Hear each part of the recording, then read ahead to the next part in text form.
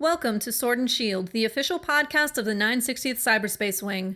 Join us for insight, knowledge, mentorship, and some fun as we discuss relevant topics in and around our wing. Please understand that the views expressed in this podcast are not necessarily the views of the U.S. Air Force nor the Air Force Reserve, and no endorsement of any particular person or business is ever intended.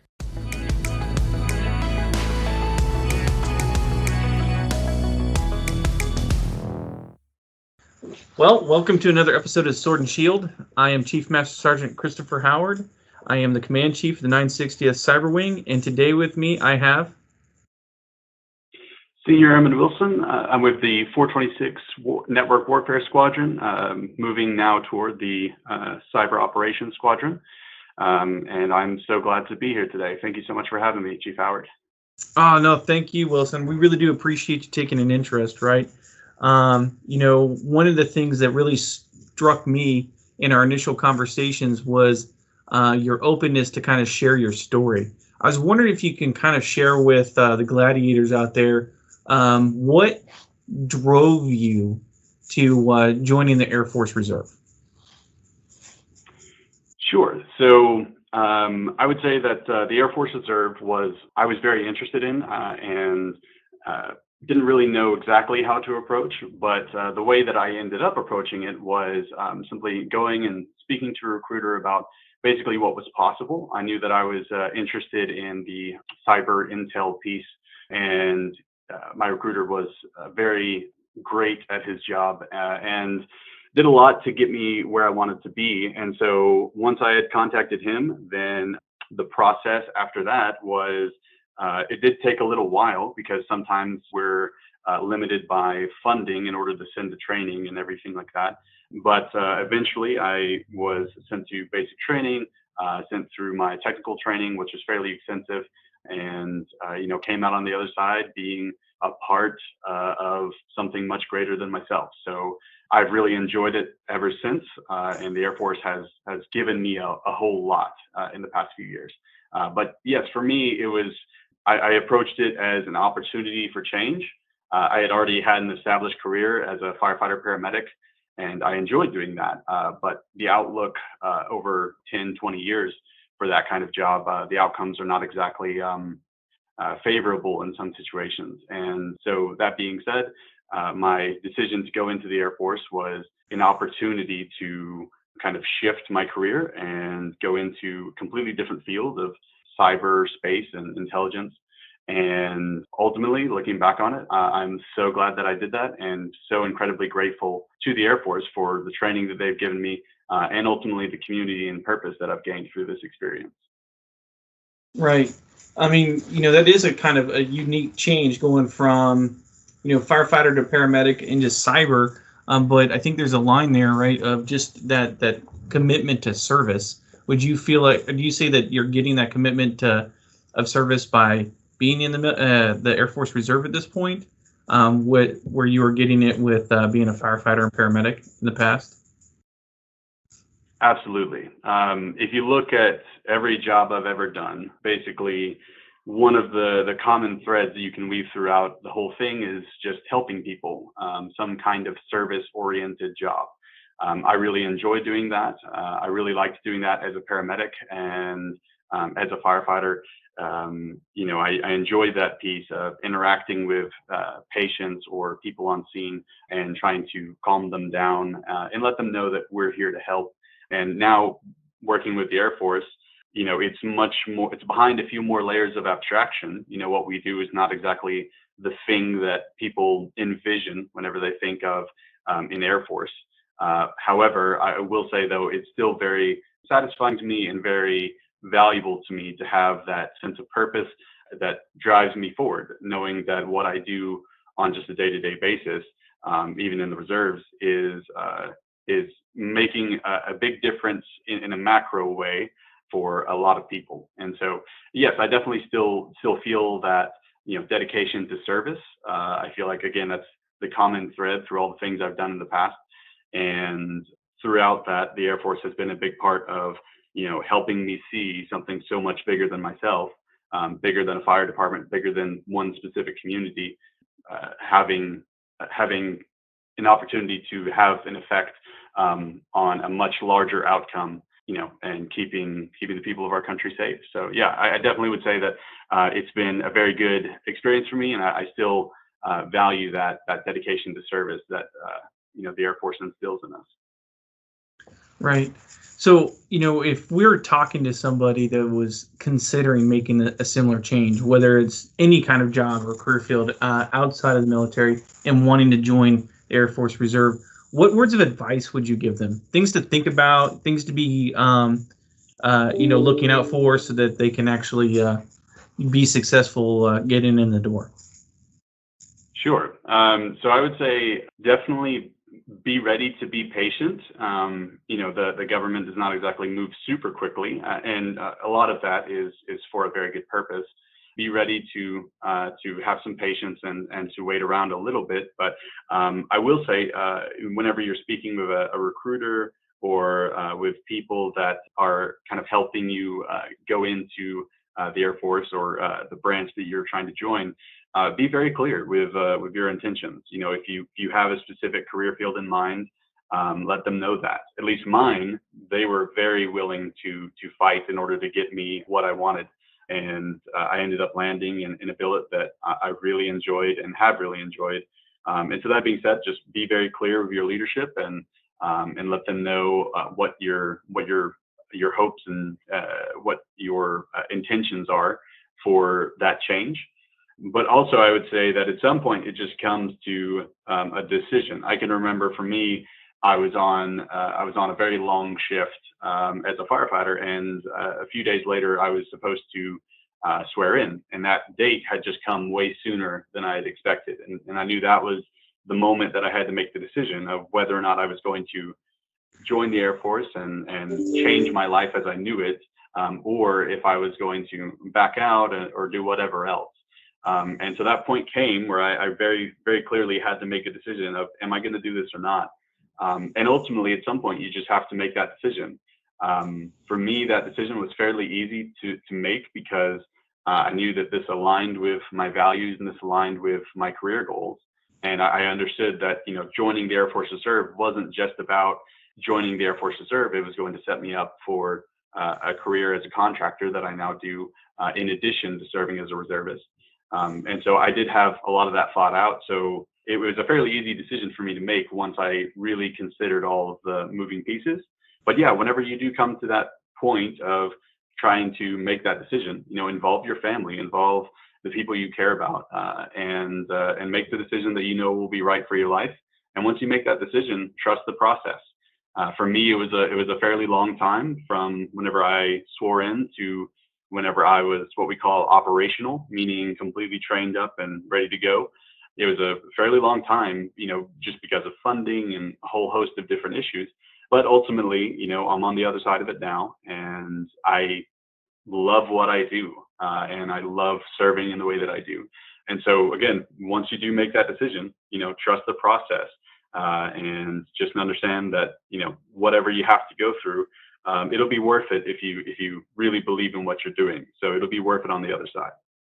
Okay, yeah, and some other things there, right? With your particular AFSC, it's a little bit of lengthy a process, and when we talk about cyber AFSCs as a whole, and then that includes the cyber threat analysis portion, the one ends, it takes a while to get there, right? Just to be operationally ready.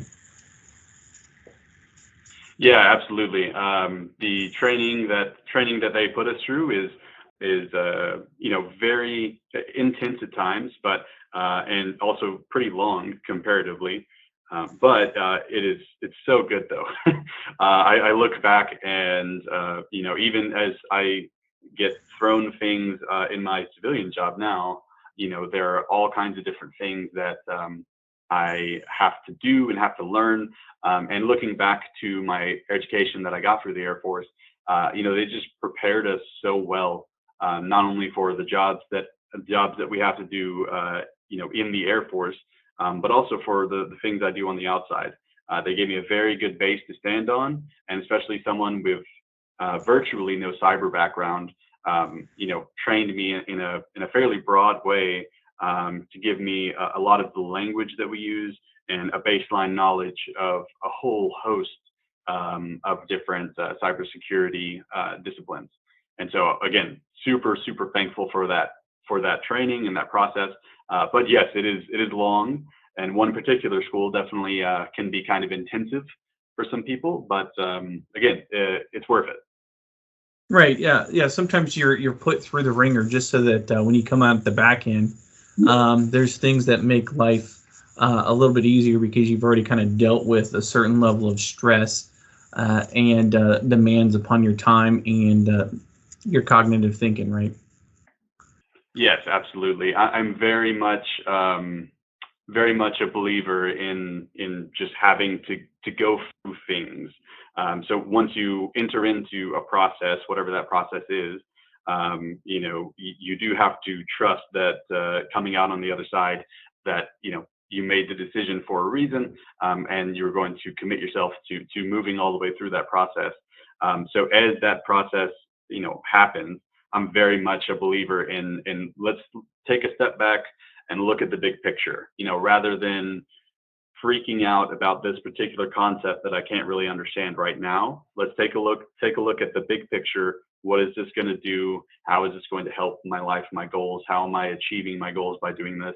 And just kind of calm yourself down with that knowledge that it's not about just this one concept that I'm having trouble with.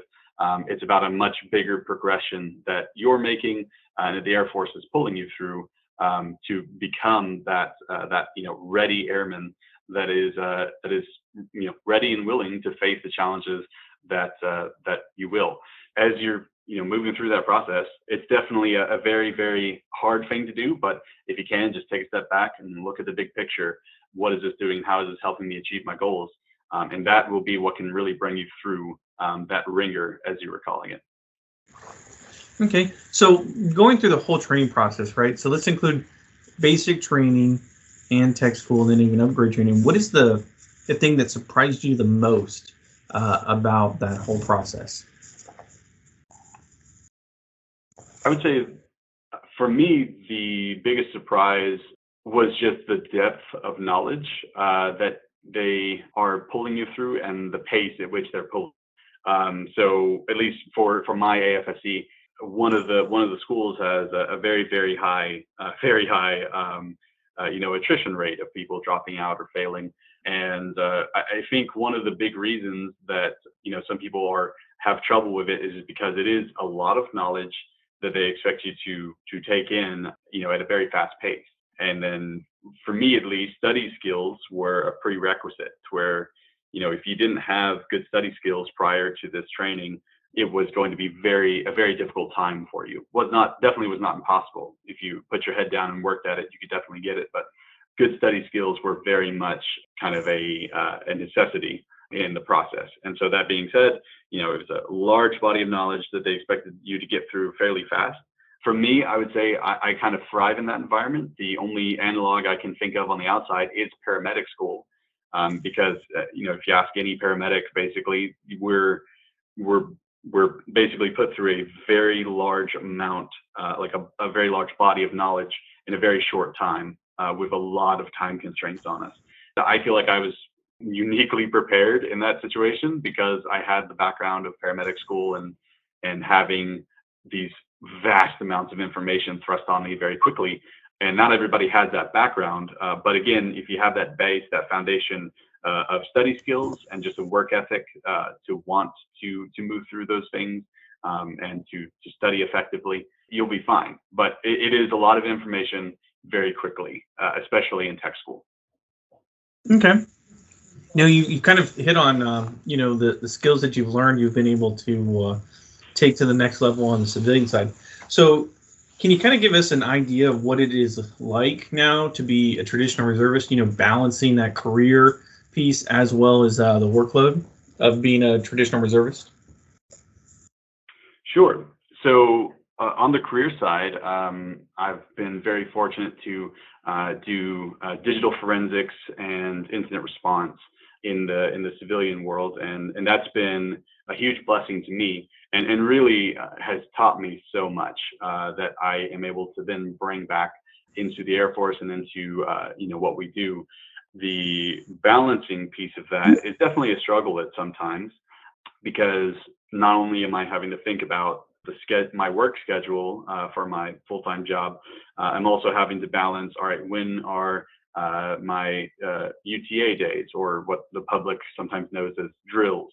When are my times that I have to be in uniform, ready to go? I have to have all of that solid and nailed down. And then also thinking about, all right, well, over the course of the year, when is my annual tour going to fall? And I have to factor that into and around different trainings or things that I may have to balance or reschedule for my civilian job.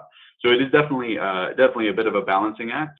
I do enjoy that because again, I like keeping myself busy, but it is definitely a lot to have your full-time job, and then also have the Air Force that you've got to think about and work in. So it's definitely a good bit of work, but the balance is absolutely possible. And especially whenever I'm on orders, active duty orders, for whatever reason, my leadership has been extremely good about making sure that I have enough time for what I need to take care of. I've been very, very blessed with amazing leadership at every level during my Air Force career. And so I'm so thankful for that. But yes, the balancing act of having the full-time job and learning as much as I can from that, while also in mind the obligations that I have to the Air Force. It is a bit of a balancing act, but it's very worthwhile to me. And whenever I am able to come in and work with my team and do what we were trained to do, that is a very fulfilling moment. Having all the prep time of coming into it and making travel reservations and arrangements, and then for that to give way to either training with my team or doing the mission with my team, again, is very rewarding, very fulfilling. So. Okay, so what words of advice would you give to young airmen that are looking on taking the role of being a TR? Anything that they could think about or put in their decision processing so that they're prepared for those demands? Yeah, absolutely. I would say be prepared to go on orders a while up front. I think that's one of the biggest information gaps that I see, and it's not necessarily that I don't necessarily think it's misinformation or anything like that. I think it's primarily just we don't realize on the front end how long some of the things may take. So for me going in, I just took, okay, my tech school is going to be this long and my basic training is going to be this long. You add those two numbers together and that's how long I'll be on active duty orders. And to be honest, it's not quite that simple. A lot of times there's things on the back end, like upgrade training and different things that you may have to continue to be on orders for. And then even in the midst of all of that, for instance, for me, I had some times where I just had to return to my normal life while I was waiting on funding to go to a different training and to get back into kind of the pipeline. So some things like that may happen. So just be flexible, understand that especially for your family, just, making sure that you're communicating with your family and keeping them up to date and informed about the whole situation. But yeah, so I'd say just be ready to go on active duty orders for a fairly long time whenever you initially get in. And then whenever that kind of intense part of active duty orders, either constantly or for a long period of time, is over and you get to transition to being an actual TR, once you get to that place, everything's a lot easier to manage. It is really nice to have that rhythm of being a TR, whenever you come in, and then being able to do what you need to do in the civilian world in the meantime. So it is a very nice balance. Again, it takes a while to get to there, but so I would just say, be prepared to go on active duty orders for a fairly long stint on the front end, but just again understand that process does have a termination point where you will become a TR and you will get to do that for a while, and then eventually if you get deployed or activated for some other reason, have those things in mind whenever you're making plans, especially education plans. It's definitely not impossible to do education while you're a TR and while you're on and off of active duty orders. I'm doing it right now. I'm currently pursuing my bachelor's degree in data and computational sciences. It's definitely not impossible, but it does take a good bit of planning about when you get activated and when you may get deployed. So I would just say be flexible, but understand that there are a bunch of moving pieces and moving parts.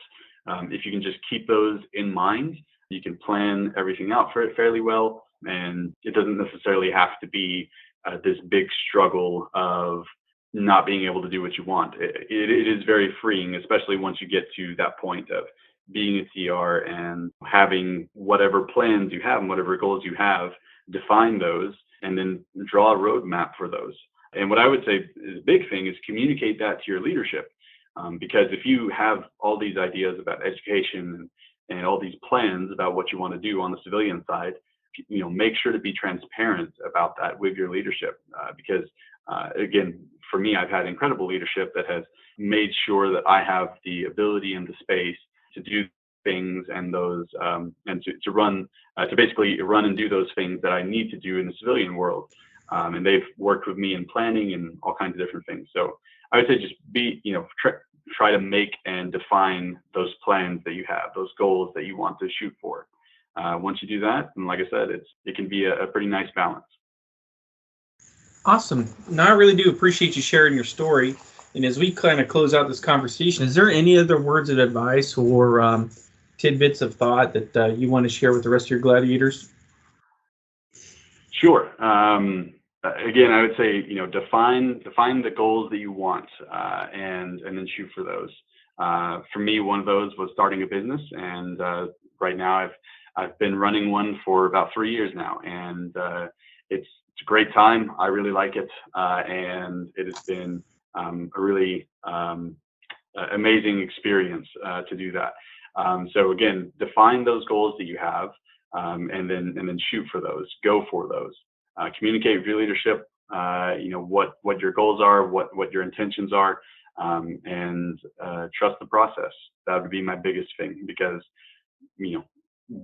doing all of these things and maintaining all of this training can seem overwhelming at times. But again, pull back the lens, try to see the big picture, and understand that all of this is going to a destination, and that what you're doing right now, no matter how difficult or time consuming, it is all working toward that goal.